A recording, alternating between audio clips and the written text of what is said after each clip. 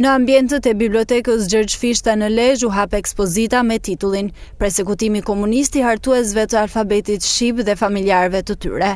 Nxënësit e shkollave Gjergj Kastrioti dhe Hydajet Lezhë patën mundësinë të njihen për herë të parë me dokumentet arkivore dhe dosjet gjyqësore të cilët hedhin dritë mbi persekutimin e disa prej figurave më të rëndësishme të historisë shqiptare, si Mithat Frashëri, Gjergj Fishta, Lef Nosi e të tjerë. Koordinatoria e edukimit dhe informimit publik pranë Institutit të Studimeve të Krimit të Komunizmit, Dorina Daiu, thotë se është mjaft e rëndësishme që të rinjt të njohin të shkuarën me qëllim që të mos përsëriten të njëjtat gabime në të ardhmen. Kjo ekspozit në fakt paraqet të gjithë kalvarin e vuajtjeve që disa prej këtyre personave kanë kaluar gjatë regjimit komunist.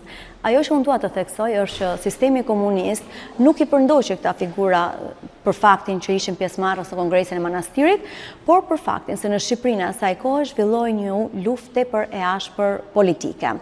I gjithë qëllimi i kësaj ekspozite është pikërisht vënia në vend e të gjithë kontributit dhe vlerave që këta figura kanë luajtur ndaj ose më saktë në çështjen shqiptare. Këto dokumente na tregojnë një histori që nuk e kemi njohur më parë në detaje, ndaj është mjaft e rëndësishme të mësojmë për të kaluarën, thonë nxënësit. Këto figura i njohim, i kemi marrë edhe më përpara, sepse i bëjmë në lëndë historisë pra të shkolla.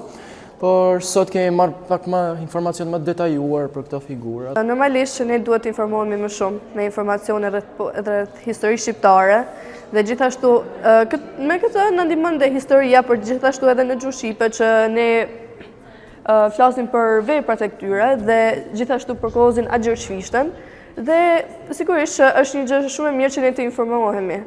Kjo ekspozita hapur në Lezhë shërben si një kujtesë historike për rolin dhe sakrificën e këtyre personaliteteve në ruajtjen e identitetit kombëtar dhe hartimin e alfabetit të gjuhës shqipe.